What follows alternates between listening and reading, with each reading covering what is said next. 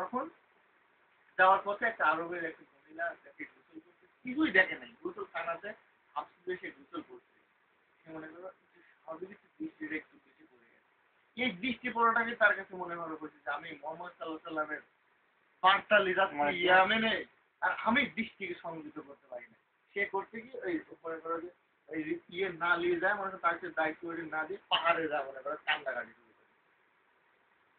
এই অনুশোচনা করার জন্য সে কি করে, কোনো জায়গায় যায় না, কিচ্ছু করে না, খালি পাহাড়ে বসে আল্লাহর কাছে ধ্যান করে আর মনে করে ইবাদত। আল্লাহ আমি কিভাবে আমার মতো পাপিষ্ট বান্দা, আর আমি মানে আমার তো পাপি নাই, মোহাম্মদ সাল্লাহ সাল্লাম পাঠাইছে কাজে, আর আমি রাস্তায় যাই মানে ব্যভিচারের মতো অপরাধ করি। অপরাধ ছিল শুধু একটু বেশি টাকা নেওয়া হয়ে গেছে তার কাছে মনে হচ্ছে।